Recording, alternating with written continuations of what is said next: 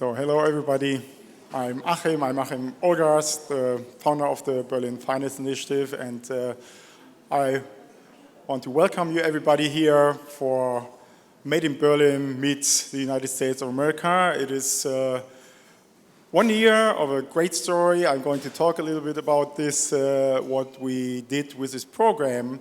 The goal is helping to expand the Berlin FinTechs into the US market, and we had some exciting weeks and locations.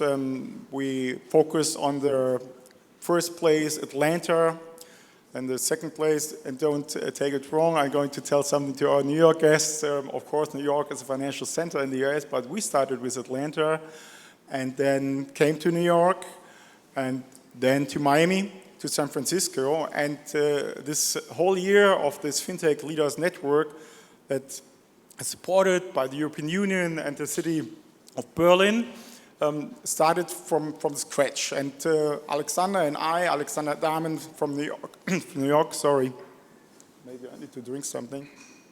Right. It's okay, I tried.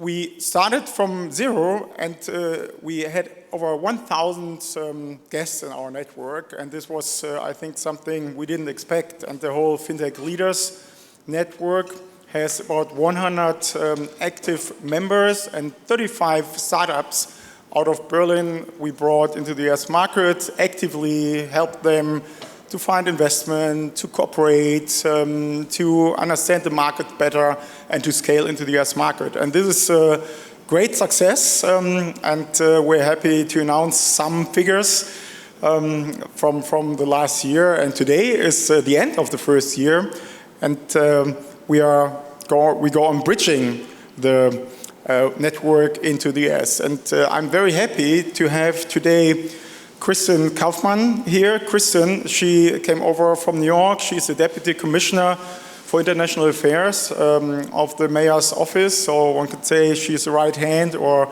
the Vice Mayor of New York. So welcome, Kristen.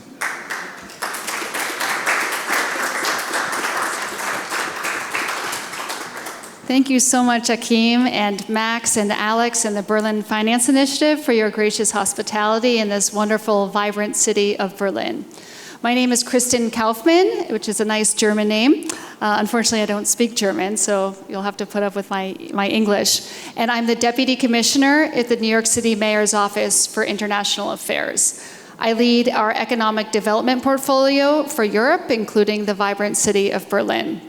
And I'm very excited to be here with you today to discuss how New York City can help your businesses succeed and thrive if you would like to discuss expanding in our city. International entrepreneurs and businesses are integral parts of the engine of our economy, our vibrant city, and our history. And your companies are more relevant than ever, given our desire to attract more innovation and business to New York, especially in the FinTech field. There's many obvious and strong synergies between New York and Berlin, given we are the established financial capital of the world, and Berlin is the leading FinTech hub of Europe. And in 2022 alone, Berlin-based companies created almost 220 jobs in New York City and invested an average of $9 million per expansion. And if you look between January 2003 and April 2023, there were a total of 102 foreign direct investments that were recorded from New York to Berlin, with a total, sorry, that's not meant to happen, with a total capital investment of $433 million and 2,529 jobs were created. During that same period, there were 42 FDI projects from Berlin to New York, representing a total capital investment of $326 million in creating 1,820 jobs in my city. So today I'd like to share some facts about New York City with you, and then I'll go into the services that we provide for companies looking to expand in New York with a focus on the FinTech sector. So New York City's metropolitan area had a GDP of over $2 trillion in 2022. That would make us the 9th largest economy in the world if we were a country. We also have the biggest consumer base in the nation and the biggest labor force in the country with 10 million workers. Our city population is 8.8 million, and if you look at the greater metropolitan area, that's 20 million. And when you think New York City, most people think Manhattan, but we actually consist of 5 boroughs, and we offer many tax incentives to companies who establish themselves in the outer boroughs, or those boroughs outside of Manhattan. And these boroughs have just as much to offer as Manhattan. Brooklyn, for example, has a population the size of Chicago, which is our nation's 3rd largest city, and Queens has a population the size of Houston, which is our nation's 4th largest city.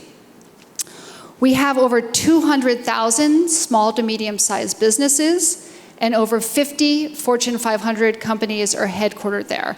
So we offer this unique hive of collaboration and connectivity between the startup and established corporate community that's very difficult to find anywhere else. We're a truly global city where anyone from anywhere can succeed. Our workforce is 47% foreign-born. We have over 700 languages spoken in the city. That's according to our Department of Education. And our city's economic development strategy is focused on, as I said before, drawing more innovation in businesses in 3 key sectors, one of which is technology. In the technology field, we are a hub of innovation with many major technology businesses headquartered there, and we have over 9,000 startups. In fact, our startup ecosystem is valued at $147 billion US and is the 2nd most valuable in the US. And with the time difference between Europe, it's probably more convenient for you to establish yourself there with the office hours than the biggest ecosystem, which we all know what that is. We have more than 300 accelerators, incubators, and co-working spaces where startups can grow. And we have the fastest average time to hire engineers of all tech ecosystems in the United States at just 24 days. For FinTech, we are very focused on championing the FinTech sector, particularly those serving the underbanked. And New York City is really a natural fit for FinTech startups, given the access you have to all the financial institutions there. The New York Stock Exchange is the world's largest stock exchange. $1 out of every $5 earned in New York City comes from the securities industry. Our FinTech sector is also the largest in the US. We have over 1,000 FinTech startups. And again, many of them are focused on the unbanked, like Propel, Guava, Isasu, and McAfee, which just raised their Series B. And that's in addition to the established FinTech companies like Stripe, Klarna, and Deloitte. We're growing at about 2 times the rate of Silicon Valley's FinTech sector. And we also have a host of private-public partnerships like FinTech Innovation Lab, which is run by Accenture and the Partnership for New York, which are helping cutting-edge FinTech companies scale their businesses. So New York City has many agencies that can help you set up their business. Firstly, there's my office, the Mayor's Office of International Affairs, and we serve as the link between the international and diplomatic community in New York City and its agencies. We also obviously play an economic development role, and we deal with businesses of all sizes, from one-person entrepreneurs to thousands of employees with the major multi-corporations. One of our functions is also to match the entrepreneurs and businesses coming in with the agencies they need to succeed. So we work closely with the New York City Economic Development Corporation, which is called the EDC, and they provide one-on-one support for companies bringing 50 jobs or more to New York City, especially in those key sectors. I know many entrepreneurs aren't coming in with that many employees, but they hold a host of other informational sessions and resources to help you. For smaller companies and startups, we have Small Business Services, which is also called SBS, which is an on-the-ground service provider which provides resources and services that can get you up and running. They can help you with everything from finding real estate, to workforce development, to finding and hiring employees, finding financing, hiring a team. And I should mention also that the Economic Development Corporation owns or controls over 64 million square feet of real estate, and we unlock that to a lot of entrepreneurs and startups that are operating in those key sectors. And then on top of New York City's resources, we host a robust ecosystem to tap into. In the FinTech world, we have the FinTech Innovation Lab, which I just mentioned. And it's a competitive 12-week program that helps early to growth stage tech companies refine and test their value proposition with the support of the world's leading financial services firms. They also offer mentorships, workshops, mini conferences, product market feedback, and direct access to industry experts. The German-American Chamber of Commerce and Business Berlin are also amazing resources for German entrepreneurs looking to come to New York City. They are the best in class. They are by far better than any of their peers from other countries. And they can help you with everything from visa issues to connecting you with VC firms, venture capital firms as well.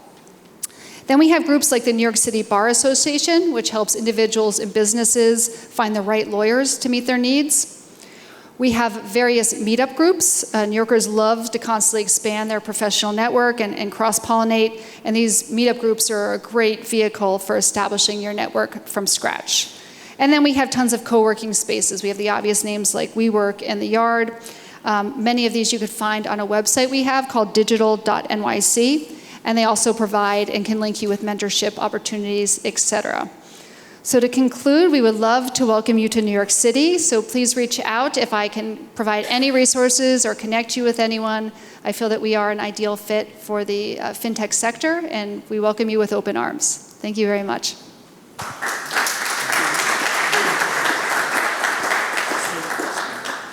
Kristen, thank you very much. Please stay with me here. Well, from Berlin, we have a lot to offer, of course, as well, but the most important thing, we brought you something that you can put in your office. It's a Berlin bear, the buddy bear, that connects our cities. And we already discussed a little bit, maybe New York and Berlin should become sister cities. But talking about the portfolio, New York and the support you deliver to the FinTechs, I think there's still some upside. We're working on this here, and this whole day, and this brings me also to the whole agenda today, will give you a good insight what Berlin is doing for the industry, for the FinTechs, and because just by numbers, Berlin is a hub #1 in the EU for the FinTechs. It's roughly about like 1/10 of the amount of unicorns we have, and the amount of FinTechs about 250 here. So I looked it up, it's between 1,500 and 2,000. You said 1,000. How many unicorns you have? You know this? Yeah. Okay.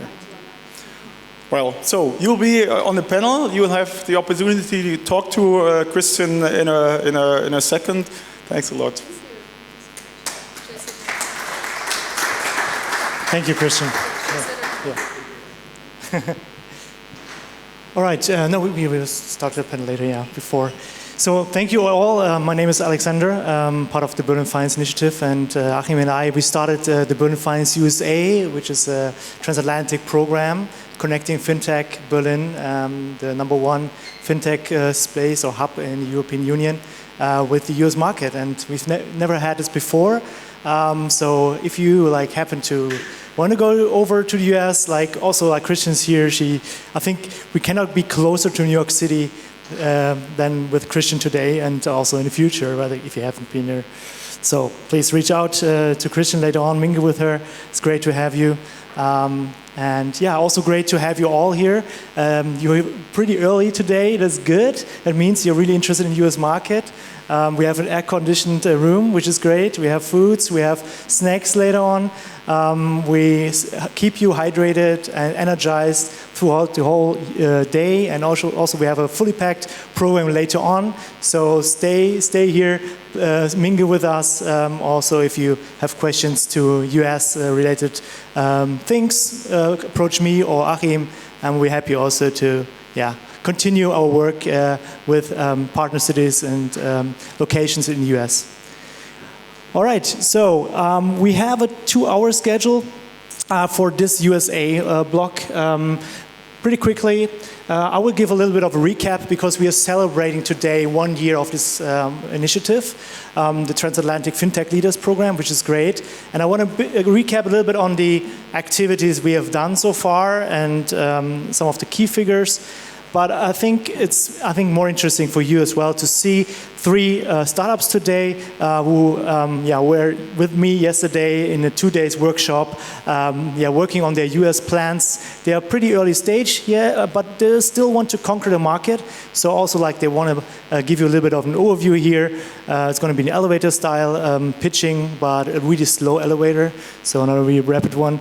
So please also help them, also reach out to them later on to really help them if you have resources as well to really make it here in the US as well, because going to US is always a big thing, a big ask. So please, if you have something to support them, please do so. And also a highlight, which is also wrapping up a little bit the 1 year program. We have a panel discussion basically on the US expansion, the ins and outs of expansion. I think it's a good thing to conclude this year with such a panel, because it's like we have 2 companies with us, 1 company who is already very successful in the US market. I think it's a role model of Berlin FinTech and startups in the US. So it's great to have Raisin on the panel. We have Mayos. They are in preparation of the market entrance, which is also great to learn how to prepare for the US market, what you have to consider. And also we have Christian, of course, as a representative of New York City, and also providing us a little bit insights on how Wall Street is doing nowadays. So maybe interesting also to hear from you post-pandemic. And also we have Deutsche Bank with us, who head of finance, FinTech, who can also give us a little bit of perspective more on a global scale. Because what I heard or I see, and I spoke with many companies and startups, Berlin companies are still a bit provocative, but I think a bit too small and not globally. So maybe also learning from international companies as Deutsche Bank, how to make it as to a global company. So if you want to stay connected, of course today we have drinks, we have good food, we can stay connected tonight. But also if you want to be connected in the future, you can scan this code or that code and also be part of the FinTech Leaders. Is a community or really to help you or being a partner with US entities and also Berlin FinTechs going to the market. So Achim and we initiated this US program last year. So we're happy to have like really this 1 year anniversary, if we can call this. So this is a really messy slide, but it gives a little bit not the urgency, but you can see on that slide, I just want to give you that number. It's from CB Insights. They bring out 250 most promising, it's really the most promising fintechs in the world. Of course, a bit biased, but we only have 8 from Germany, and they are all, of course, from Berlin, and which is, there's a huge gap between US, the largest market in fintech space, and Germany. And of course, there's no relation. We should really decrease the gap, and hopefully we can manage with you and all the Berlin scene to get to a higher number than 8. So I think that is our wish for the future. And also we figured when we started this program, what are kind of the best locations to settle in as a Berlin FinTech or Berlin tech company, a startup basically. So we heard about New York City, of course, a lot of support systems there. Miami, because of the Web3 scene and the crypto scene. We've been there also with Berlin FinTechs coming over with us to Miami last December.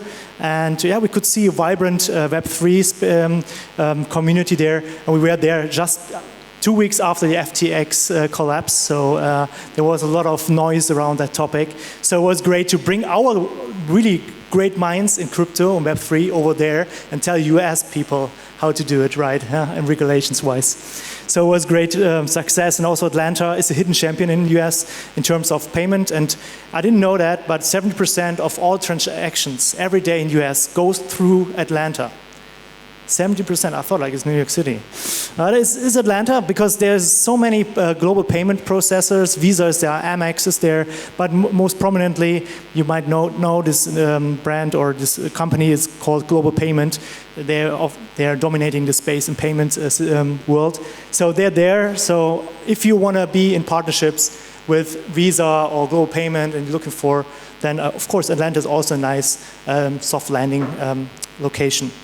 San Francisco, obviously, they have only 200 fintechs, so I'm really proud to say Berlin has 350, a little bit more, so we are bigger in terms of quantity, but in terms of investments, of course, San Francisco is number one in US, and they have the biggest fintechs. They have Stripe, Chime, yeah, and they're much bigger than the ones in New York City, but New York City has more and the more diverse community. So there are always the pros and cons for each of the locations. We could look into Chicago, Los Angeles. They have also like a really up and coming space, but we stick to them because they have really distinct characteristics and made sense for us as a Berlin initiative.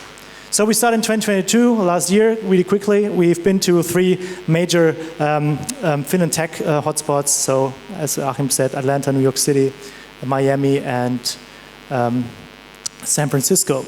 So here are some pictures we have taken. You can watch all the, this is good news, you could watch all the events and all the highlight videos in our YouTube channel. And also, recap, because all of these great events had a lot of insights in expansion. We're writing those insights up in a playbook, which we will publish also later this year in Q3. So stay tuned for that. And also here, Miami was really nice to see a little bit difference here, New York City and Miami vibe. But before you think like that, those are AI-generated pictures, we have a double layer here, a double proof that we've been there. We got a token, a POAP, proof of attendance. So actually we got a first NFT now. Berlin Finance USA has its own NFT. So really proving that we've been there and had a good time with mingling with the Web3 space there. Last but not least, April this year, just recently, we've been to San Francisco and Silicon Valley. And we really wanted to meet with entrepreneurs who made it, and also companies, but also coaches who could tell us a little bit about Silicon Valley mindset. And you would figure, yeah, we know Silicon Valley, but if you're there, getting there, being more tangible, being there, speaking with the people, it gives you a little bit of a new perspective. And maybe there are some companies you all see as well who've been with us there, maybe can also confirm it. It's really pivotal moment when you speak to investors in the US rather than in the German space, and it was really inspiring. Plug and Play was a great space to host our event.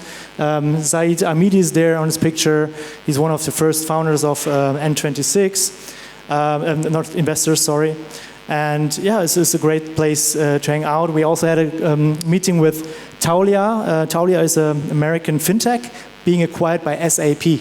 So the biggest German company, and you could see, like usually it's the other way around. You get acquired by an American company, but this time it was American fintech being acquired by a German company, which was great to see and hear his insight as a chief technology officer also, to work with Germans and so on. It was really great and insightful. So a little bit give you a short trimmed version of our highlight video. Hope you can hear the sound, but dive in. We got 2 statements from entrepreneurs who came with us to San Francisco just recently.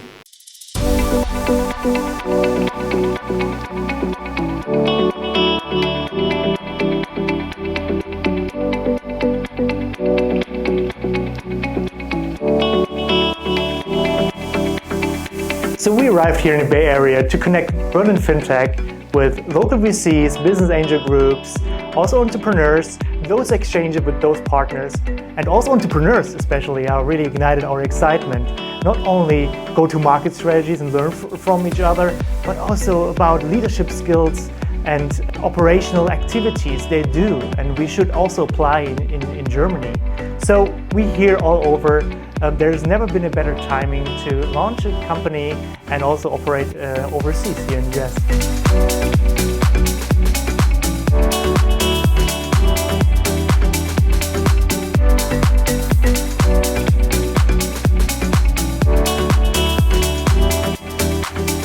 Bridging the gap between Berlin and Silicon Valley is one of the most exciting tasks I have as Consul General of Germany in San Francisco in the Pacific Northwest. It is creating links between Germany and the US, between the most dynamic and affluent and growing region in the US, which is the Valley, the Bay Area. What I find so exciting and what I was really looking for is about the mindset of how people think about building a product. And I've gotten, in a single day, I've gotten so many insights and has inspired me so much. We've changed quite a few things after one day here in the States. And I think it has really brought us a lot of value in building our product and thinking about how do we really want to approach it in future. I think we've done a lot of things right in the past, which is nice. It gave me a lot of information, but also there was a lot of inspiration in a very short time period.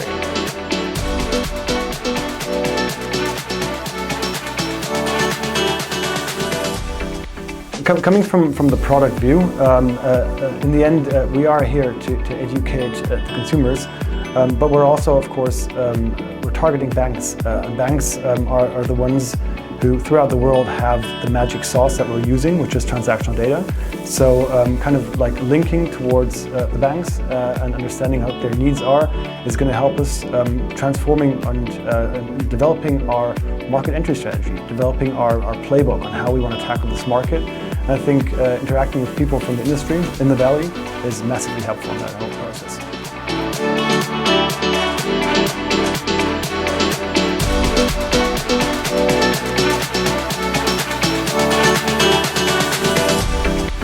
The world is complex, and it is not always the money that drives the world. It is how we solve problems. And the companies that bring their solutions really try to make this planet better. For example, in the field of climate protection, one has to know what the carbon footprint is, and we need a lot of data collection to get this done, to achieve this CO2 reduction in the world. And here, this was an excellent opportunity at Plug and Play, and together with us, the Berlin Finance Initiative, to bring together the money side, the business model side, and the audience that really wants to get help for problems that are real problems.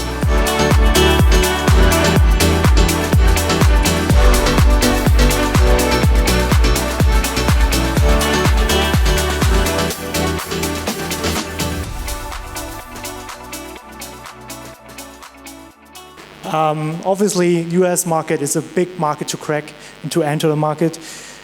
So we really want to inspire a large amount of companies in Berlin, and we can say like 10% of the fintech scene here in Berlin were like actively supported by this program. They got the help, they get the connections with our partners from the US, which is a good amount of people, and I think 10%, if they really make it in US, this is I think a really great signal for the whole Berlin ecosystem. We got more than 1,100 attendees and participants in our activities, and 600 from them were in the US. And it was really great to speak with them. And they're always like, "Why did you come?" Like, "Yeah, I want to learn about Berlin. It's so cool." You know, I always like you always hear that, and I also want to learn about like the biggest fintech industry in Berlin for fintech. So really great to have them. Also good to see that we attracted a lot of US into this program as well. And we had many of those companies also on tour with us. These are the companies who went with us across the Atlantic, which is great. Maybe you might know some of them. It was really great to have them and really help them get more inspiration, good connections, etc. It was really important for us, like really to bring them also to see it from their point of view, and also make their own appointments with investors. And it's always great to be part of something like that. So just recapping 1 year, a little bit on the high level, on the meta level, the do's of US expansion. And just quickly, and we will dig deeper later on in the panel. So first, know your product market fit. This is really know your customers, know the customers you target for. It's really important. I'm stressing this out because when I speak to a lot of fintech founders, they always think about regulations. They always think like, yeah, if you go there, what about regulations? What about sales, hiring, etc., etc. But they never, I had actually almost no conversation where they always told me like, we need to adjust our product. And I want to bring it up. We have to adjust our product for the market. It's really important, even though we have hundreds of employees and already a good traction in the German market. So research, validate, go out there. There's so many, also from the government-funded programs you can use to quickly test your ideas, speak with the right people on the ground and test out your business model, the competitor, the consumer behavior, etc., etc. So really important. Secondly, lay out a plan and strategy, and hopefully we hear maybe a strategy of two companies today. Allow 2 times more time and resources and budget when you go to the US. It's a really cost-intensive endeavor. Also, founders' commitment is key. Don't send your senior key personnel there. You have to be on the ground, you have to be there, you have to be speaking, you have to build up the trust with investors. They only trust the founders and they want to see who you are. It's a more personal interconnection than in Germany, where we think more about the product. There is a bit different. Thirdly, prepare to be competitive. I know maybe Christian can also confirm this, but you have to be loud. And I think Klarna, when I look out of my window in New York City, I see always the Klarna posters everywhere. Yeah, and that's why they penetrate the market. So everyone knew Klarna because they were everywhere. They were like really loud, overselling. I know for us it's like kind of, I'm still adjusting, but it's hard to think of like, but you have to oversell yourself constantly. And be aware of cultural differences. Of course, when someone tells you, yeah, I call you back later, and be really friendly and chit-chatty with you, it doesn't mean that they call you back. So don't fall in this trap and be disencouraged by not getting returned calls or something like that. So just keep going, be confident, and stay competitive. Last but not least, be aware of regulatory differences in each state. So we have so many states, but each state is differently. But don't be frightened. We had yesterday a call again with a lawyer speaking about US expansion. It's manageable. Yeah. But the first thing I always hear from founders like, the regulatory barrier is too high. I wouldn't dare. It's manageable. Of course, it's cost intensive, but with the right partners, I think it's manageable. Shouldn't be the first excuse not going to the US. And of course, surround yourself with experienced experts, and those are the partners, some of the partners we have and have collaboration with. So many great support systems helping you, us also as a facilitator between Berlin and US market. Reach out to us and we can connect you with the right people, and hopefully also more in New York City in the future. So last but not least, I'm ending this short recap by just saying that we had an eventful year, many great events, highlights. It was a great learning curve journey, and we want to bring it to you also, everything what we learned, all the shared insights from all the panels, from all the conversations, and we want to put it in the playbook. Also, we have interviews there from companies, Berlin companies, who may make it in the US or they're still preparing their market entrance. So I think it's a good thing to stay connected with us, and we will the publication, publish it later in Q3, and hopefully it will be a nice source after this program as well for the next companies to have a good start and kickstart with the guide rather than starting from scratch and reaching out. We have all the partners, everything will be listed there, so you will have a good soft landing already with the guide. So if you like to, please stay connected. The QR code is there as well for the whole night, and reach out to us.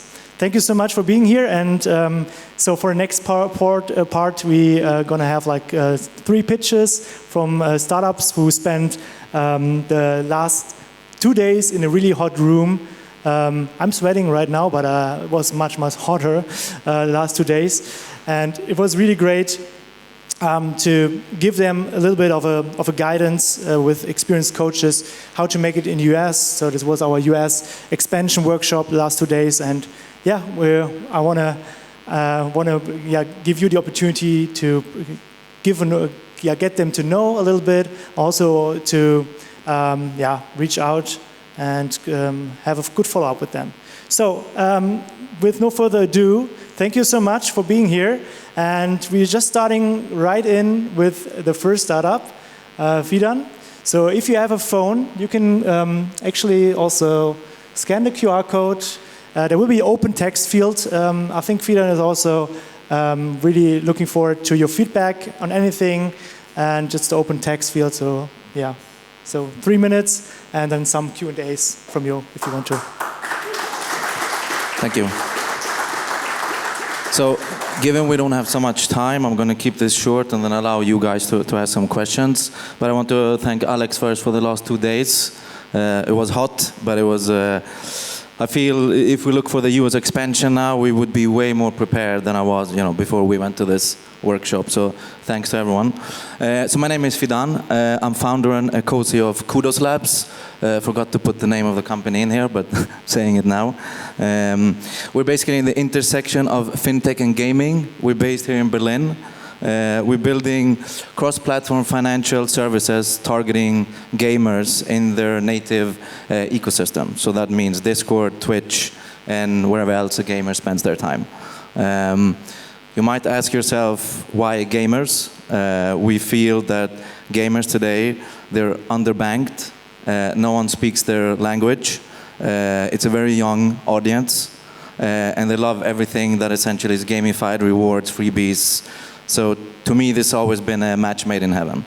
And the first product we're looking to launch, and basically our first foray into this market, is a payment card. As you can see, some of our preliminary designs, which will allow you to pay for anything. You will earn points, and then you can use those points to get other in-game items, skins, VIP tickets to gaming festival events, other in-game currencies. So we basically built our own reward engine, similar to American Express and travel and other rewards. And seeing that as the starting point for how we start our journey into gaming and fintech and start building trust with the gaming community. Lastly, why we're interested in the US market is because this kind of products, it's the holy grail. And even before we started the company, and when we looked at, okay, where should we start, how, although we're based in Europe now, we have a very clear vision and pipe that we want to go to the US as soon as we can. So being part of this initiative also helps us a lot. And we would love to speak to anyone who could help our journey to the US. Fortunately, I will have to leave a bit late today, but if you want to talk, please just find me after the pitch, or reach out to Alex and he can connect us, or scan the code. But yeah, I think that was it for me, to keep it simple.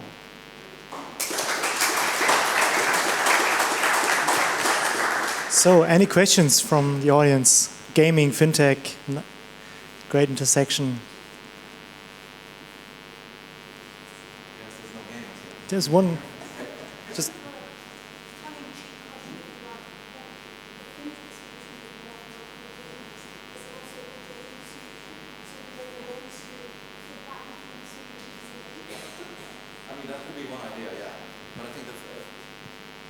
Yeah, I mean, that's one way. I mean, so there's many layers you can connect to this. I mean, there's play to earn, there's watch to earn, that you can directly be integrated into the games. But I think what we want to do first is gamify the whole banking experience they have and how they deal with payments, transactions today, start building that trust, and then from there on, basically start offering other services and more. But to me, it's really simple. I mean, you need to, if you're going to launch a product today, you need to be part of the community yourself. You need to understand it, and only then can you actually offer credible and solutions that make sense to your community. How can you attract the attention of the gamers? Because they're mostly spending time playing games, right? How do you market? I mean, sure, they spend a lot of time playing games, including myself, but I still need to pay for the stuff in the game. And I think, at this point, going back again to the community field, there's no one speaking the language. As a gamer, I spend most of my time on Discord. There's absolutely zero marketing, anything. This is why we actually developed our own Discord bot. I would have loved to show this here, but that's for the future, where you can, without leaving Discord or Twitch, actually be able to do transactions, claim rewards, get other games, or even gift it to your friends. Give you the mic. We need it for a tone. Are you planning to only enter the core banking business, or also looking to enter like the neo brokerage market, like offering gamified version of the stock market or something like that? Not that we thought of for now, no.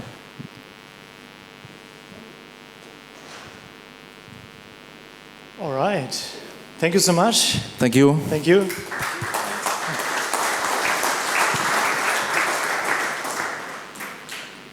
So next up, a change maker. Louis, stage is yours. Thank you, Alex. Today I'm here to talk with you about the power of natural assets. As majority of you may know, to reach our net zero goal, we would have to remove more than 10 billion tons of CO2 per year by 2050. So this makes natural assets such as forest, land, wetland, the next booming asset class. And the way to invest in it is digital assets. I'm going to explain you why. Currently, even if booming and in the future valuable, those assets have a high risk class. And this is due to the fact that it's really complicated to actually verify that the impact they have, which could be reducing CO2 from the atmosphere, enhancing biodiversity, protecting water, soil, really complex to verify. The processes are not transparent, and this makes risk difficult to mitigate. Investing with them through digital asset gives three main advantages. The first one is instant settlement, which is always great. The second one is direct yield generation. And the third one, and the most important, is self-auditable quality verification, which means that just in a few clicks, anyone can go verify the impact that it has. There is no need to spend time on reports, going through a consultant after another consultant, which makes it really expensive for the companies. So what do we do at Axon Protocol? We exactly do that. We enable forest owners in Germany, in Europe, to create digital assets out of the forest so they can finance the climate resilience of their forest and ensure that those forests help us reach our net zero goal, but also are there standing for the future. And on the other side, we enable businesses that are looking to reduce their carbon footprint to invest in those digital assets and generate yearly carbon certificate, for example, they can use to neutralize their footprint.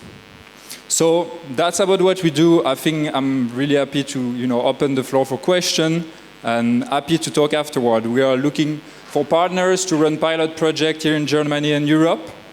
And for a small touch on why the US and what do I really learn during the last few days is I think US investor is a really valuable type of investor for us. And we are looking to raise to the US. And I think being at this workshop really helped us to understand what was the US way of communicating, which can be really different than what we use in Europe and in Germany. Thank you, and opening the floor for questions.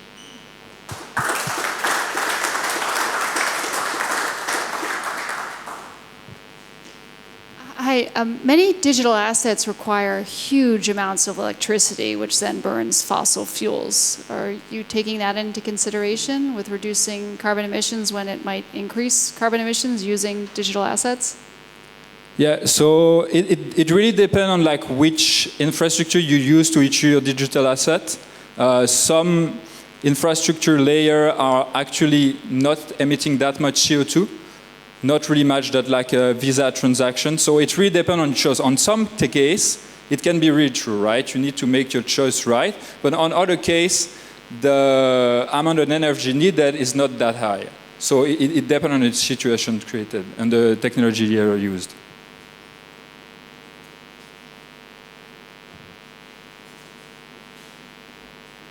Any questions? Right, so reach out to him later on. Thank you so much, Louis. I'm the master of the microphones.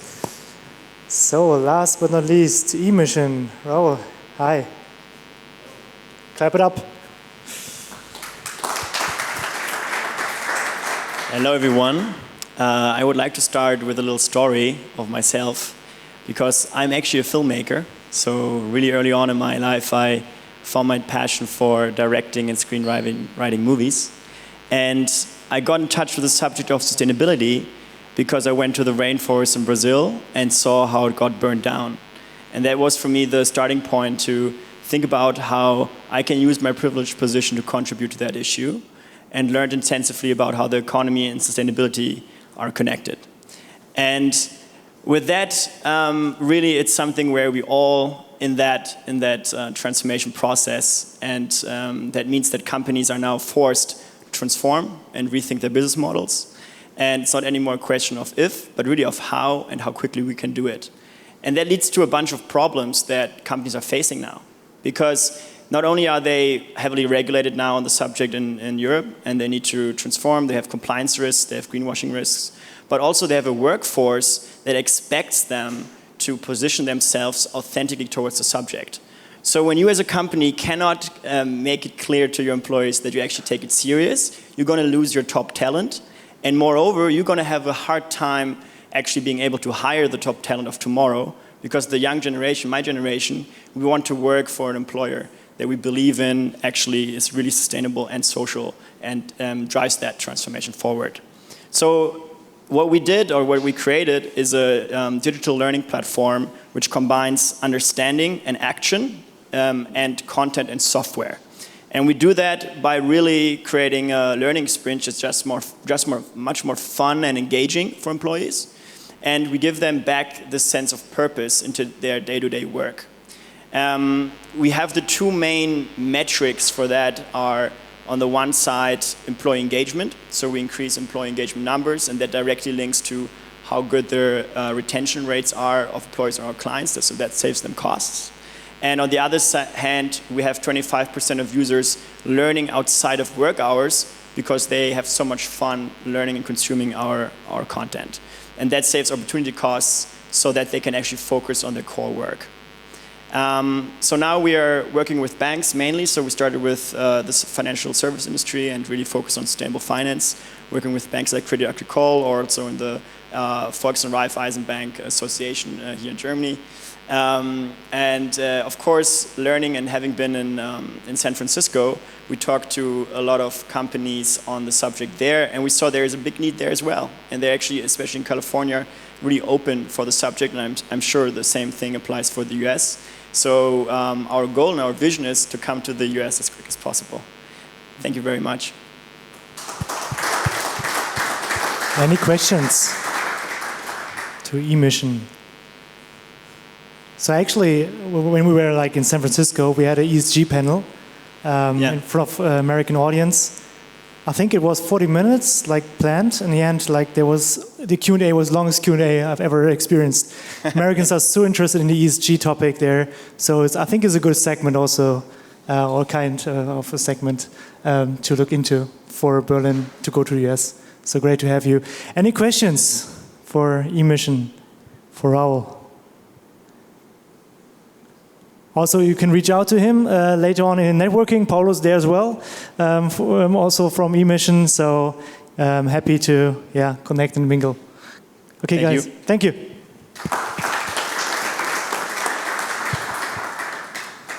All right. So we are proceeding fast, which is great. The bar is open.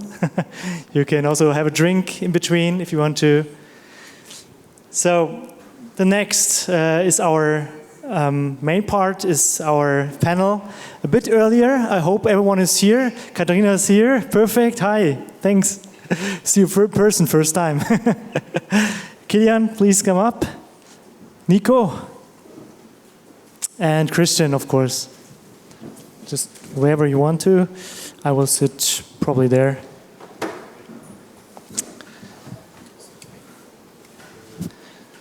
So such a great panel. I'm really looking forward.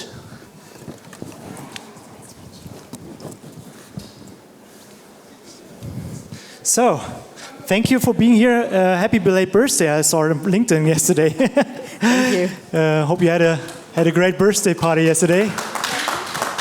Thank you for being here then. And it's great also to have you, as Raisin is actually our role model when it comes to US expansion. I think it's a big word, but I can use it. I spent 1 year studying the Berlin FinTech scene, and I could tell you Raisin is doing a pretty good job there. Super happy to have you, but I don't want to jump in the middle. Christian is already here. She was introduced in the beginning. Thanks also like to connect Berlin with New York City, also providing us with support systems for Berlin FinTech. I think it's really helpful that we know who to contact, because New York City is kind of a craziness. Yes. Yeah. Yes. So thanks for being here. And Kilian, I can maybe, I don't know, the last time we tried Mr. FinTech, Deutsche Bank, is that right? You can call me whatever you want. We had a panel last year in November 1st at the Deutsche Bank USA headquarters, and we asked the same question and same reaction. Consistent. Yeah. Consistent, yeah. So, and Nico, thanks for jumping in for Friedrich. He's called in sick, but you are also among the top 5, I would say, going to the US, really trying to conquer the market, or used to try and conquer. Maybe you jump into that. Not quite there yet, but not quite there yet. But you're prepared for market entrance. I think that is really helpful to know where to get started. So thank you for being here. So I didn't plan to introduce you. But maybe do it a quick round still, right? How does it sound? Christian, maybe want to sense for the ones who came late. Sure. So for those of you who aren't there, my name is Kristen Kaufman. I'm the Deputy Commissioner at the New York City Mayor's Office for International Affairs. I run our economic development portfolio for Europe, and I can serve as your link for any entrepreneurs or businesses looking to expand into New York City with the agencies and entity that you need to succeed there. So please don't be shy and reach out to me if I can be of help on anything. Kilian, please. Yeah, thanks for the invitation. Second time on the panel right now. So my name is Kilian Thalhammer from Deutsche Bank. I had a long history in fintech, so being in that space, I think for the last 10, 15 years, even at a time where fintech was not a common name right now. At Deutsche, one of my roles is being responsible for the fintech business of Deutsche Bank, where Deutsche Bank is doing business with fintechs, also really in a client relation, which is a quite interesting and really, really growing topic. And yeah, happy to be here. And yeah, thank you for coming. Thank you, Katharina. Yeah, hi everyone, Katharina Lüth. I'm Chief Client Officer and Managing Director at Raisin. For those of you who don't know Raisin, it's a savings and investment marketplace, ultimately allowing savers access to higher interest rates and banks access to retail deposits. Happy to be here. Yeah, thank you for. Hi, Niklas Hingfeld, founder of Myos. Myos is a fintech, 5 years old now. We started with the mission to democratize asset-based sales for online sellers. That means that we use e-commerce data, run machine learning models on them to evaluate the products, and then we lend money to the merchants who are selling these products. Yeah.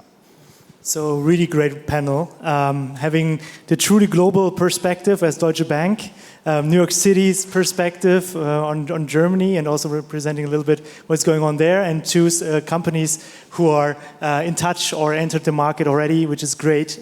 So really valuable that you're here. So let's do a quick round. You know it already.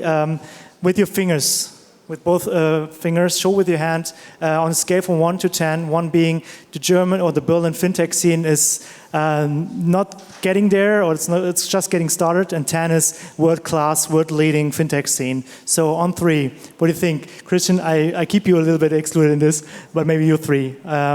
You have to leave your microphone here in the lab, and 1, 2, 3. Okay. We have 5, 6, 8. Same as last time, so you didn't change it. It seems to be a copycat here. Actually, we can watch the recap of the last panel then. Just kidding. No. So you said 5. Maybe start with 5, the lowest score. Why is that? Yeah, my thinking is I see the potential. I think we're in early days still, especially like crypto is pretty big in Berlin as well, and there's certainly huge potential. And if you look at the economic output of all the fintechs, then they can grow quite a bit still, and I think they will grow. Yeah.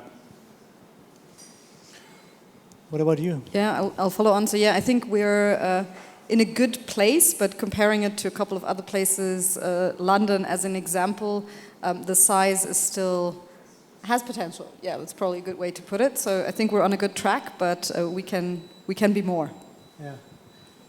And I think the scene here in Berlin is quite mature right now. So FinTech is not new. As a FinTech started here 12, 13, 14 years ago, and that's quite a time. Not every model within FinTech has the same level of maturity, but I think the scene overall is there, and scene is more networking, also funding, talent, and everything what you can see. And I think it's quite promising. You will never reach the 10, I think. That will be too ambitious. So, but I think 8 is quite common. Good score, actually. Nothing below 5, which is great. So we're getting there. Last time there was like a 4 and 3 in the panel, so great. Christian, maybe we switch the perspective. So it's the first time in Berlin, right? Yeah, I don't know if I want to share the story, but we had the same flight and we came here, and the cab driver, he was like, I don't know, he was a Berliner, I would say. I don't want to go into details, and she was like, what did you say? No, everything, we're on track, never mind. So I was wondering, like the last 1.5 days now, first time in Berlin, what is your take to maybe paint a positive picture of Berlin? What did you see also? I think it's a very dynamic, unique city, and I think there is an entrepreneurial spirit here that I don't find in many places in Europe.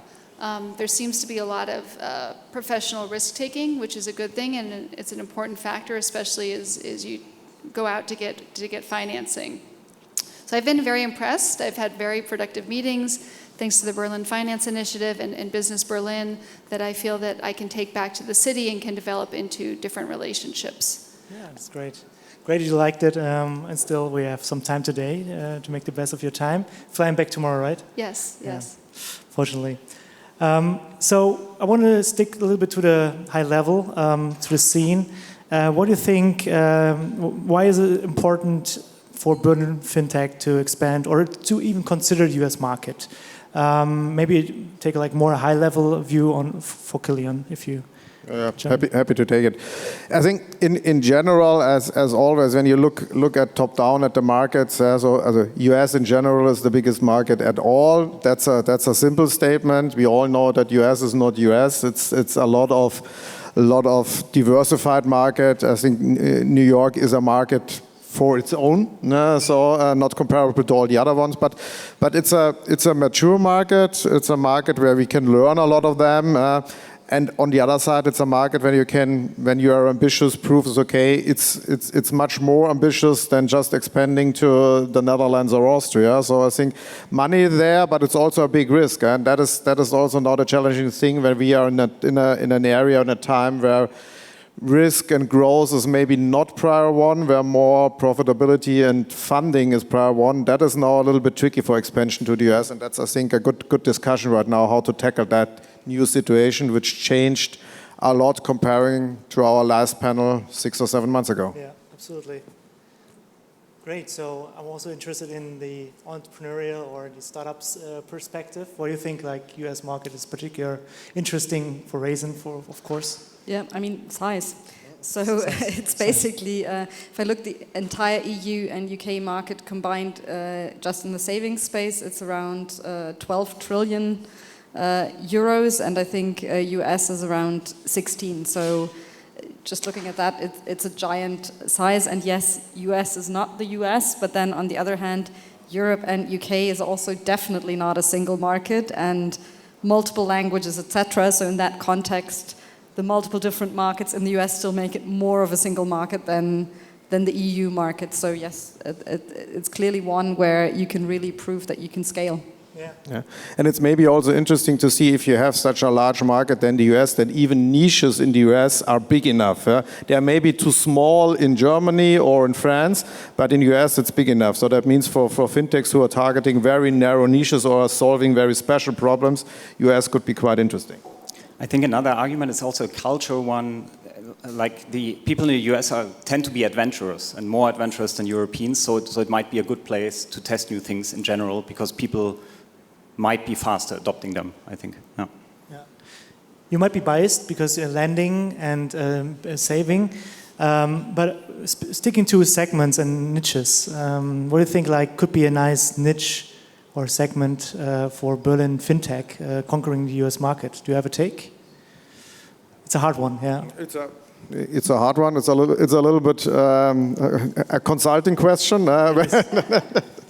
Yeah, I think niche could have two angles. On the one side, really targeting a specific client group. So not only from an end consumer perspective. I think there are a lot of client groups in the B2B space who are really interested in also fintech solutions. When it comes to payment space, when it comes to lending space, you can do specialized lending to certain verticals in the US because you have enough demand there. Plus a culture which is more a risk-taking culture, more a try-and-error culture than it here. So I would tackle the B2B space. I would check in the lending area and things like that, and really build up domain expertise in one of these verticals. Yeah.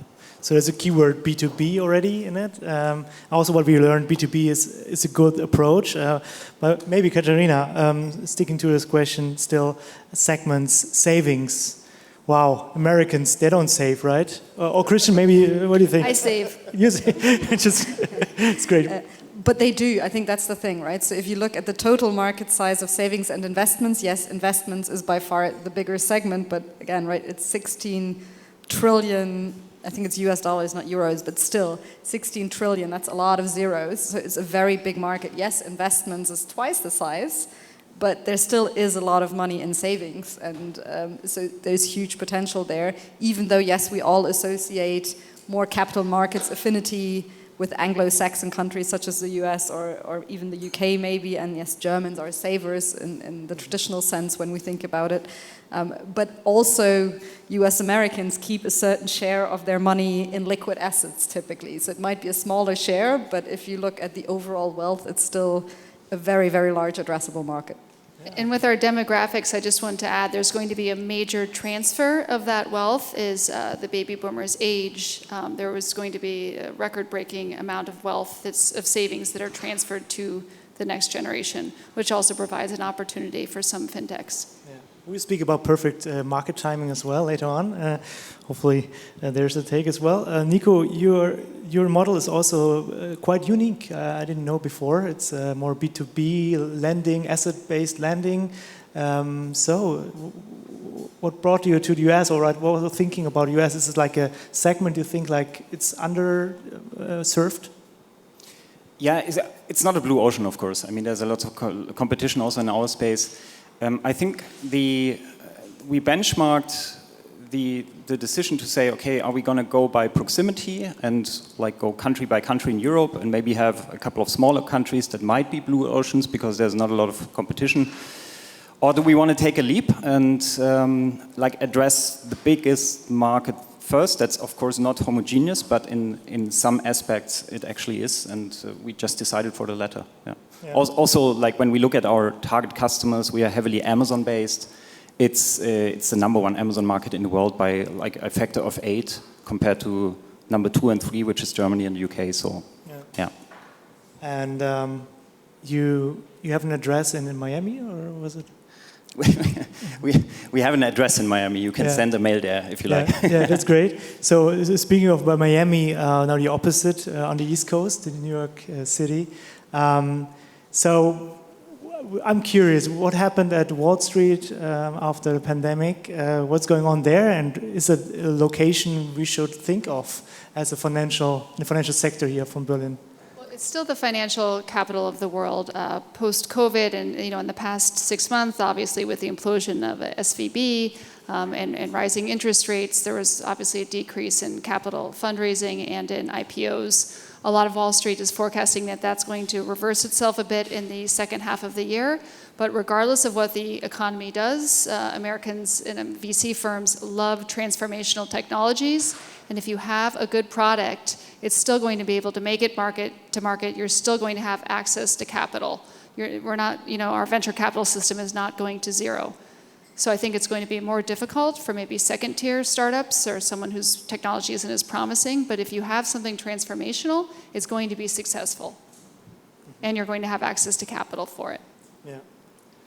And you worked at the Wall Street, right? What is the dynamic right now there? Yeah, so I had started my career on Wall Street. I was at Merrill Lynch and Arnold and Nestlé Schroeder and Lazard, Natixis Bank Populaire, before I segued into the foreign policy world. Obviously, technology has transformed a lot of Wall Street. When I was starting, the floor of the stock exchange was chock full of people. Now you go and there's hardly anyone there. And that's not necessarily a bad thing. It's become a lot more efficient.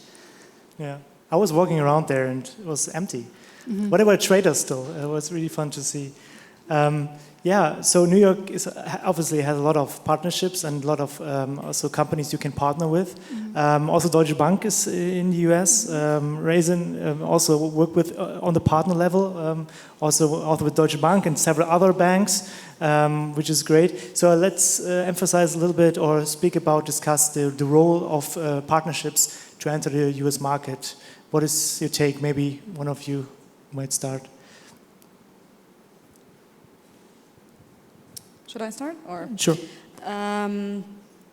So our story of how we went to the US market is a bit of a funky one because we merged 2 years ago with our competitor and both were working in parallel on entering the US market. So it's an interesting one.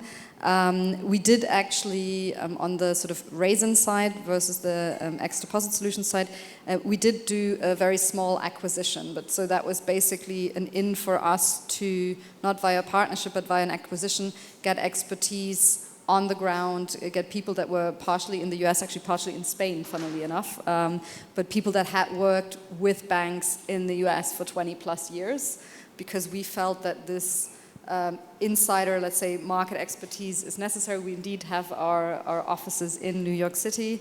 Apart from being an amazing city, it is the proximity to banks.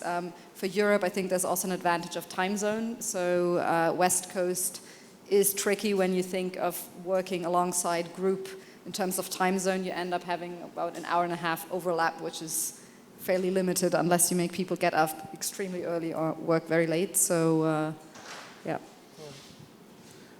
Yeah, I think normally a step to the US is not a small step for a fintech, it's a big step. Yeah? And having that in a partnership model is simply reducing the risk. Yeah? So it depends a little bit for what area a partnership is good. Could be an admin partnership, could be a go-to-market partnership, could be a product partnership. But I think considering to do it together is really a good approach. Yeah? And I think adding one point, which is especially, I think, important on the B2B side, entering the market together with your clients could also, sometimes you call your clients partners, it's a little bit mixing up things, but entering a market with your clients together could really reduce your go-to-market risk, because you bring your market, at least to a certain extent, with you, and you can enter it together. Best case, the partner is also, or the client is also entering that market, and that could help you. That's an advantage when you are on the B2B side comparing to B2C. B2C is trickier because then you are definitely the new kid on the block with 0 customers on day one. And I think it's also important to develop those partnerships on the ground. You have to actually be there in person. It's not something you can do via Zoom to create that trust in those relationships. I feel that especially with Americans, you need to do the FaceTime with them. They need to know who they're dealing with to really create that trust. Absolutely. And you are both in both spaces kind of B2B, right, on the partnership level, leveraging also maybe the network of the partners, which is a maybe important step to the US, but also being a B2C business kind of. So what is the most challenging part? Is like... Yeah, so it's indeed that, right? So ultimately it's a marketplace. You need the B2B partners, aka the banks on the one side, and you need the consumers on the other side. And it's a bit of the chicken and egg problem, because without a bank you don't get any retail clients, but most of the banks will ask you, do you have the placement power that I need? So typically you need to work your way up. You will not start with Deutsche Bank as a client, but you need to first prove that you can actually deliver. It also did, and I think that sometimes in hindsight, sort of, yes, now we're very successful, but we actually went live in September 2020. So, and if we look and when did it really start to take off and start scaling fast, that was the second half of last year. So yes, we've now had a year of fantastic growth, and it's really been proven. But before that, we had 2 years, and this is just since go live, so I would rather say 3 years of a really, really long breath, staying there, working with the partners, gaining that trust, and also figuring out how do we go to market, how do we do it in a cost-efficient manner, and it is a lot more expensive in the US. I think that's something to keep in mind, both from a customer acquisition point of view and from a people, rent, you name it. It is more expensive, especially compared with Berlin. Yeah, 3 years, crazy. So what made you resilient? We've seen it in Europe as well. So also in Europe, it's not, markets typically don't scale on day one. It takes a bit of time. It takes convincing. Ultimately, you're asking people to trust you with their life savings. So yeah. It tends to be something where it takes a bit of work and time gaining that trust, and same with the partners. So banks are conservative by nature, which again, it's a good thing. They should be. So typically they'll ask who else is doing it, and so getting the first bank is what takes you the longest. We've had banks where we've worked on that. I think in the US it was probably around 2 years that we worked on our first bank. So it takes time. And then yes, once you've got the first 5, it gets easier. And once you've got the first really big one, it's a lot easier to get the next big one, but it has to follow a certain order. Is it a trust thing as well, a little bit?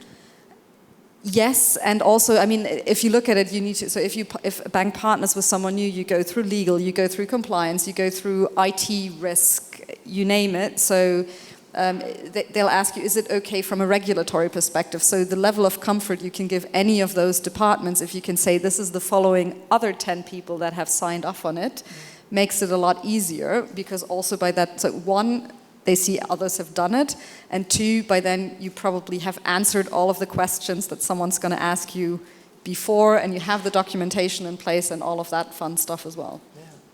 Christian, from your experience being in international affairs and speaking with many companies across the world, what do you think is the trust thing American really important? That you said like really in person networking, you have to do it, you have to build trust. It's more people business in US rather than Germany. Yes, and I'd like to, especially on Wall Street. Wall Street is very incestuous, and you have a lot of big egos. And if they know once you get that one key pin, once you get that one person to sign on, a host of others are going to follow out of their competitive nature.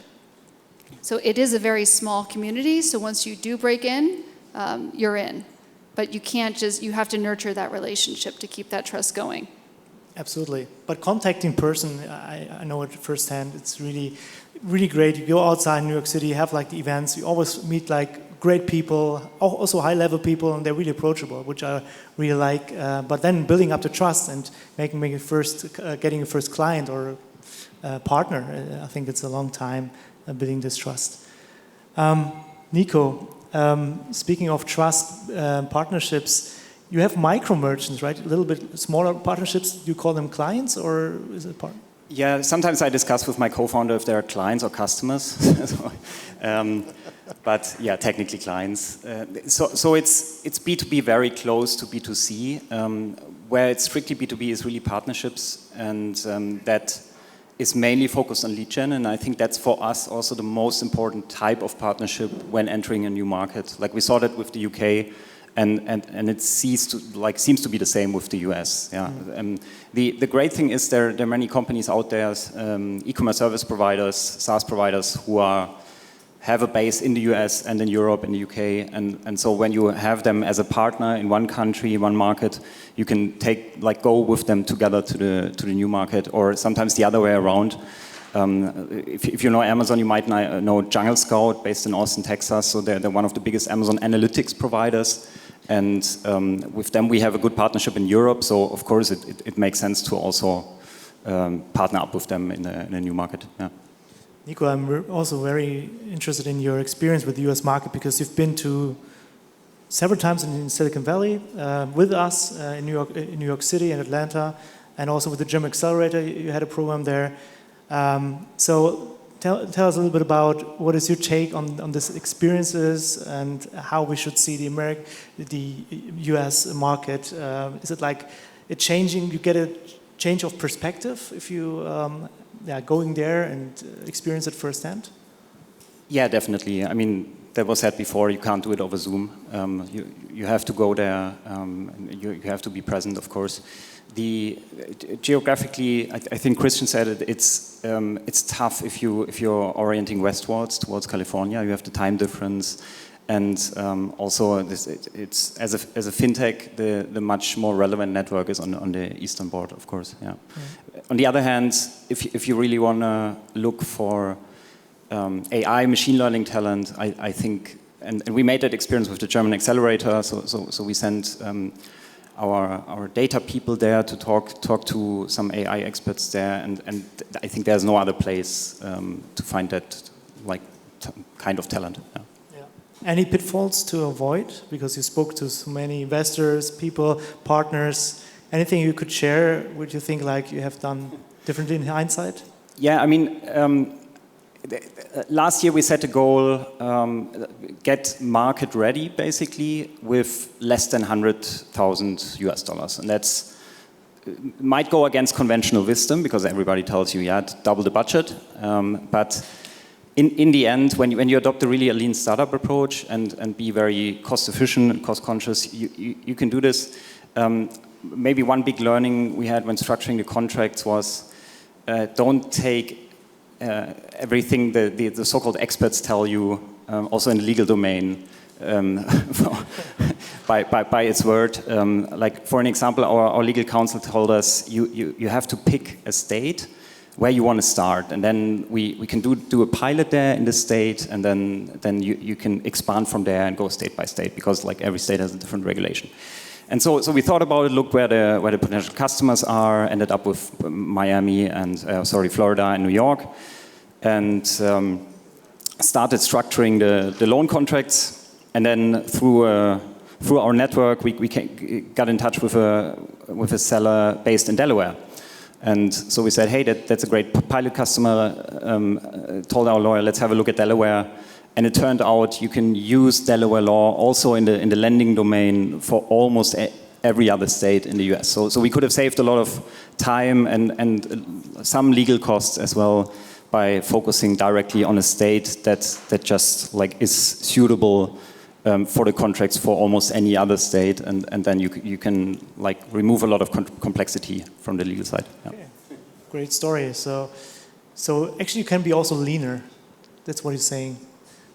In the beginning, yes, but at some point, and there I agree with conventional wisdom, at some point you need to put in some investment, some effort and dedication to really focus on it. Yeah. Yeah. Who helped you in the beginning? Was also you stick with experts, lawyers, or how did you tackle the market? So relied on external sources. Yeah, so a combination. So one was obviously the sort of a small acquisition, which then helped us tap ultimately into the expert network. Yes, of course, we also worked with the external legal counsel. I think you ultimately need that at the very beginning. We actually went for hiring our own internal one fairly quickly as well. That typically doesn't necessarily mean you don't need any external counsel, but it helps you balance a bit the views and also manage that external counsel, because US law is quite different from continental European one. Yeah, but also still work with networks and partners. So, for example, for partner bank introductions, I believe we also have a partner, which is basically a company that works a lot with our target clients, and they give us introductions. So, again, a warm lead is just worth a lot more than cold emailing, and people will be like, okay, who's this random company from I've never heard of? So that definitely helps a lot as well. Yeah. Yeah, one of our goals is actually to also lower the barrier for market entrance. So it's particularly interesting also the beginnings of you both. Maybe you have also takes on that. If you look back, what are the preparatory measures you have to take? Like, what is the preparation? What are a little bit the thinking of the founders tackling market? If you can speak about it, just to understand a little bit the mindset behind that. And is it about dreaming about big vision, or what is it? What you really need in the beginning, prepare, and then starting off a little bit. Yeah. Bit of the journey. So I think in the end, yes. I mean, the US is a very big market, but I think every German or European fintech needs to first of all figure out, does my product market fit that works in Europe also work in the US? And this is because indeed consumers are different in a way. B2B might work different. So really understanding, I mean, Raisin in its tradition is cross-border savings, right? So in the US we don't do cross-country savings. So is there a way that the model you have works in the US, and really honestly asking yourself that question? And almost, so what we did is almost a bit from the ground up. We said, okay, are there banks that have a need for the service we offer? The consumer side is a little bit easier. So would Americans like higher interest rates? Probably yes. But can we create the value add on the bank side? Because in the end, if we can't fix that piece, then it doesn't help us that the consumers want more attractive interest rates. And then only in a second step say, okay, and how can I now use my existing platform? What can I leverage? What can I recycle? But almost turning it upside down to really understand, does my product fit that market, yes or no? And you had a particular small team in the beginning, right? We did, so yeah, we did a small acquisition. So we started also from like a couple of people in Berlin that looked at it also, again, understanding payments. Payments in the US is structurally extremely different from how it works across Europe. So that's one of the few things that actually is the same all across Europe. You've got SEPA and IBANs, and it's all beautiful. But really looking into that and actually just sort of understanding it from a European perspective. How do payments work? What would that mean in the background for our infrastructure? What's the regulatory setup? Does it work the same way? Do we need to adjust? So it takes a lot of prep work in the end, yes. Yeah. And often, like, the first motivation going to the US is like also a trigger from the founders who see something potential in the market. Nico, you spend energy in conquering or exploring the country. So do you think founders' commitment is the key there, or you could do it differently when you are saying like you could start off lean and? Yeah, I think you can start and prepare and get your setup with limited money investment, but you need a founder's time investment. I think without that, simply doesn't work. Yeah. Because like the founder is the only one who really understands your product end to end and can like use that understanding to adjust the product to, as you mentioned before, to different market conditions, maybe different legal environment and so on. Yeah. Looking at the time, we still have a little bit of time left, and my tablet's not working. So maybe we use this time for open up a little bit to the audience. If you have questions, would be great. Now at the time, Rainer. Yeah, thank you very much. My name is Rainer, and I'm working for the governing mayor of Berlin in international affairs. So we are very interested in what you're doing, what your experiences are. Could you please? So there's one company not here on the stage, which failed to step to New York. One of the first ones, N26. They were quite active there. Then they retired from the U.S. market. Is there any learnings you can take from that, or is that so different or so special that it does not rely on your experiences? Mayor? Yeah. I think that's a great question. Somehow, unconsciously, N26 was one of the reasons why we said start small and iterate, and not raise 10 million, use the money to enter the market without knowing if you actually have proper product market fit. I don't say that they did that, but in hindsight, it seems that way. We can do something about it. I mean, given that you have N26 here sitting in the first row, I can comment on this quickly. Great. Yeah.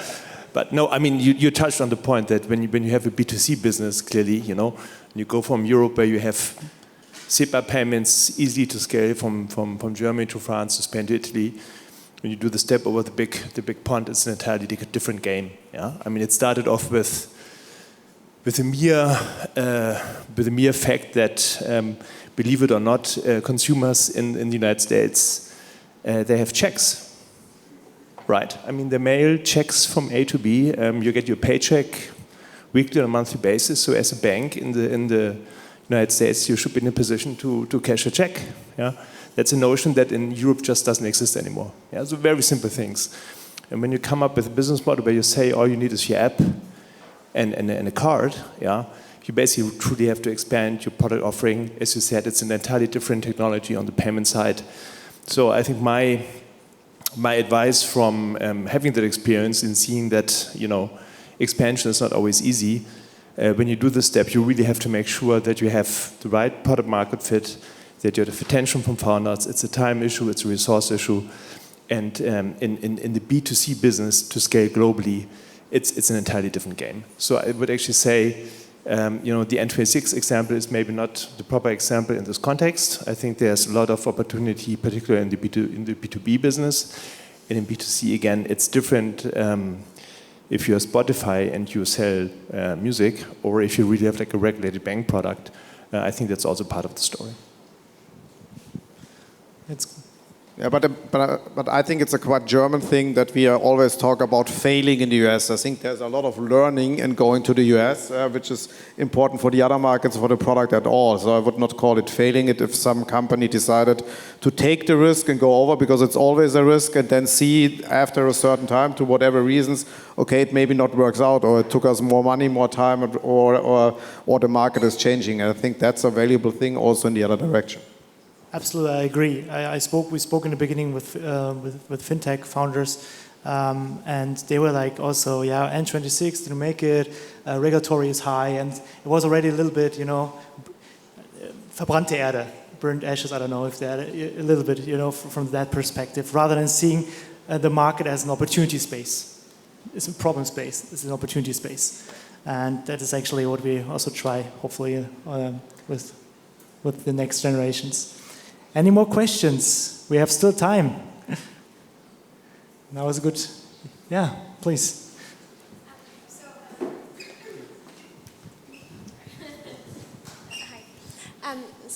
I previously coming here, I managed an investment fund in Silicon Valley, and the first thing we looked at was traction. It was all about traction and to raise fund, and I'm curious what your experience was. Maybe that was the technique that we had because, in the US, the traction is like so high and that's what you look for. But in Europe, the traction can't be so high. Have you had that experience that investors were looking for that specifically? So yes, but then again, also sort of how much do they look at growth versus profitability is something that has changed a little bit, to say the least, in the last year or two. I would say what my sense is, what our investors have looked for since the very beginning was a bit that question of, is it a German story or can it go beyond? So yes, at some point the US came into the picture, but and I started at Raisin 9 years ago, and this was when we were live with one bank, one market, one product. And I then joined basically at Series A to support European expansion. So even back then when we raised Series A on the belief that it's not a purely German model on the B2C side, because that is definitely important for international investors in the sense of, is there a, let's say, big enough dream that it's not a single market product, also from a risk perspective, right? Things happen, we've all seen this again in the last year or two. So it's good to see that you have traction in different places, and there's an opportunity to not make it a purely German story. I would say at the moment investors look a lot more at profitability, path to profitability, customer lifetime value, those things. They were always relevant, but they definitely have more weight at the moment. Look around. I see some questions.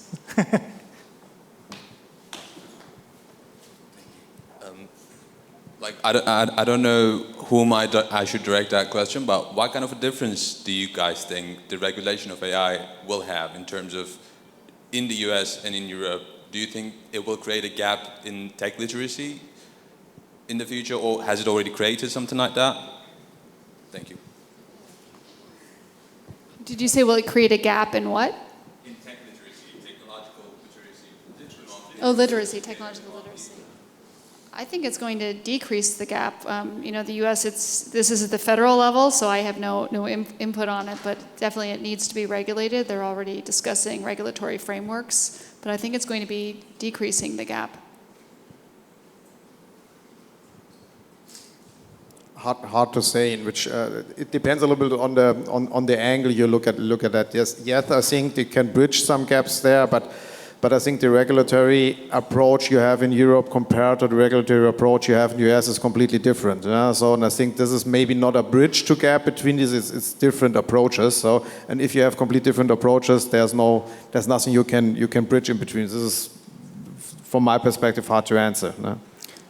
I think in part you already see this. Google Bard is released in 180 countries, I believe, and not in the EU. So there's already a kind of consumer impact of different regulation.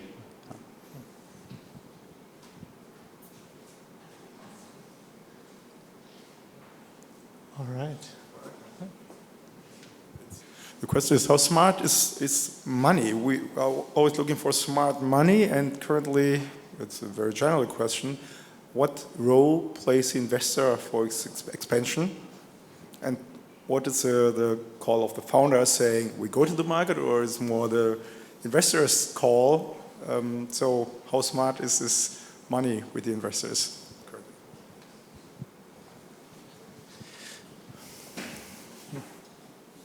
I mean, so it needs to be driven by the founders, right? So going to the US because the investors say so is probably not sufficient, I would say, but you need investor support, right? Because in the end, it will likely take a bit of money eventually. So yes, you can be lean and mean before you go live, but at some point you need to take some money into your hands. So it's probably good if you have the full buy-in and commitment of investors, because if they're going to say, ooh, now this is 50K more expensive than we thought, let's pull the plug, you're going to have spent a lot of time and resources on it. So yes, it helps.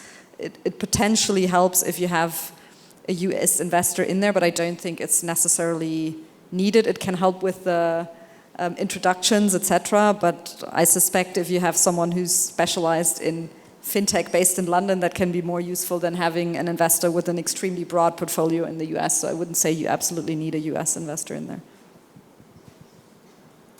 Yeah, we touched it before a little bit. Also, perfect market timing. You spoke about 3 years runway, kind of, or you had to, starting lean and getting the first client. Perfect timing market. What is your take right now? Why Raisin is right now in a good market? It's macro environment. So we see this not just in the US, we see it everywhere. So interest rates are going up. So for investment companies, that's a bad thing. For someone selling savings products, it's a good thing. So people look at nominal rates when they invest. And it used to be for almost a decade at 0 or close to or negative. And right now, I think in the UK and the US, we're beyond 5%. In Germany, we're seeing beyond 4%. That makes it just more attractive for people. They're looking at the product category, they're actively comparing. So that's just something that absolutely helps us. Yeah. Is there a right market timing from your perspective? Kylian, what do you think? It's generic. It depends a little bit what we are offering. I think now the market timing for entering the US is a little bit more tricky right now because, and that refers a little bit to the question about money or smart money. I think investors are a little bit more risk averse, and a step into the US is obviously a risk, and it's not a small risk. It's a big step, and I think that is maybe influencing the market entry. But from a product point of view, it depends really on the product, and comes back to B2B versus B2C. I think on the B2B side, I think the market is normally not so fast that you say, okay, if I enter the market 1 year later, then I can enter it 1 year later, and nobody will be. It's not to say, oh damn, now the market is gone. B2C is a little bit more fast, but although there in the US, some areas are maybe fast, some areas are really, really slow. Yeah. Nico, and for you specifically? I think you can't really generalize the right timing. It's probably also a question of how much do you have to adopt your product and how much do you really have to invest in order to be a suitable player in the market. And the less it is, the earlier you can go, basically. Yeah. Do you think you need, this is my additional question, do you need traction to make it in the US, like traction here first? Because some business models, we have also startups who are not profitable yet, don't have a huge traction here, but they know the business model is 100% suited for US market and US customers. What do you think? Of course, you can use it as a pivot, right? Like you can say, okay, like the product is great, but I started in the wrong market. So I'm going to try again in a different market. And that has worked quite well in the past, yeah. I would say, yes, it can work. It's probably not the most obvious way. So it's not, True. Again, talking about the money, that's not the easiest way how you convince your investors saying sort of, I'm the specialist in the German market and I'm going to go to the US because it doesn't work here, but it's really going to work there. It can, so there's a couple of places, I don't know, I talked to a private, sort of something, they did something around private health insurance, so that's an obvious one. If you help people claim their private health insurance bills, that's a very obvious case for the US market because bills are a lot higher. It's a way bigger problem for people than hospital bills in Europe, say. In general, I do believe sort of you need a certain, if it's not that is that obvious that you have the product market fit in the US, I think you need a certain amount of traction to convince your investors to take the risk. And I think it depends a little bit if the challenge is to prove that you had a product market fit or you have to prove if you can do expansion. Yeah. So if you can just, okay, I already did 20 countries and then US is number 21 is a different thing comparing to, I did a pilot in Germany and I found the market in Germany is not the right one, let's go to the US. Yeah. What do you think, Christian? Do you have to prove that you have a great business model working in Germany already? Or is there... I think there are cases like with the health insurance company. We are different markets in many ways. We're different cultures in many ways. And sometimes you might have a great idea that is more applicable to the US market. Let's take, this isn't the best example to use, but Google and Facebook, everyone used to think they had an impenetrable moat around them. But TikTok came in and they completely blew them out of the market.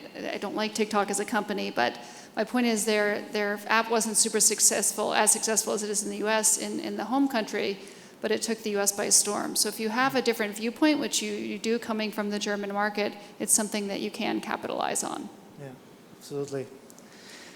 Thanks so much. My last section or last questions goes more to the scaling part of your business, because expansion is like, okay, preparing for a market. You have a lot of resources. We heard the do's, ins and outs, what you have to consider. But now being, and actually pointing to Raisin and you, Katrina, I'm really curious now because there's a second story to it. If you enter the market being successful there, what's next? What is then the curve? It's a bit fuzzy. Yeah, well, sort of, again, the market is so big, and it's the same, by the way, in Germany. So I would say in Germany we're already a lot bigger by sort of startup standards. So in total, this includes international at around 40 or above 40 billion euros, what we call AUM, so savings placed at our partner banks. If you look, even Germany, it's I think 1.2, 1.5 trillion. So even in Germany, our actual market share is still minuscule. So there's still, and US is tiny. It's like 5 spots behind the comma. So yes, definitely continue the scale. So we personally do believe the US has definitely the potential for us as a market to be as big, if not bigger, than as Germany. Are there tangible measures you have to take when you go from like entering the market and then to the scaling phase? What means tangible measures? I mean, in the end, you need to set up your processes for scaling, right? So that's the team, the way you steer everything. I mean, operations, customer service, etc., is very different from let's do the first couple of hundred customers to let's add a couple of thousand each month or week or what have you not. So you need to make sure that in that scaling, but that's true for US or anywhere else, you need to make sure you've set up the company in a way that you can handle that growth. And have a good banking partner as well with Deutsche Bank. Could help. Could help. Yeah, so last quick round, like rapid fire rounds. What are your personal takeaways, learnings you would give like our FinTechs now in Berlin to make it to the US? What are the top one thing you would see, or what they need actually? And for you, Christian, what is your personal advice from the other perspective coming to the US? So just one thing, where you think like this is the most important thing you have to consider. Kilian, maybe you? Yeah, I would see it not as a unidirectional thing. I think it's going there and coming back, and I think that's a good learning in both directions. Okay. One thing, Katerina? I would say ensure product market fit. Wow. I would say figure out legal and regulations first and iterate if necessary. Yeah. What is your personal advice? I guess my personal advice would be to be aggressive and be creative in building out your network. We're a lot less strict or rigid with the corporate hierarchy, so don't be afraid to go for the top dog to the CEO level to start to build out your network. I feel that Americans love expanding their professional and personal networks constantly, and a lot of times more senior people like interacting with the younger generation to get new, fresh ideas. Thank you so much. I want to have a quick mood picture of you. What do you think? Like you are now up for entering the US market. Please raise your hand. You feel more inspired now than before? 1, 2, 3, 4. That's okay. If we can bring you to US, that's perfect. Thank you so much to the panel. It was really insightful. Thank you so much. So, of course, we have also a little bit of a, remind you, and hopefully also we remember Katerina. Thank you. Thank you so much for sharing the Raisin story, which is really inspirational. It's a really great story. I always tell to the US partners as well. Nico, thank you. And Kilian, thank you so much for being on the second panel, sharing with us your perspective. And Christian, thanks for sharing everything and also being with us tonight. And let's mingle together. I want to wrap it up quickly. You can remain seated. We are getting to the next phase of tonight's event. Maybe Achim, you want to say some closing words? And no? And I just want to say call Alex for the yes. No, we have a little break now, so you have time to have some drink. And then we kick off at 6 o'clock with the second phase. And be excited, we're expecting the Senator, Franziska Giffey, at 7 o'clock. Before this, we have some very interesting parts, and I'm not going to tell you what's going to happen. You might see from some... At the celebration part. The celebration part is afterwards. But no, we have something to announce here. So, see you in a minute. Thank you. Thank you so much for that.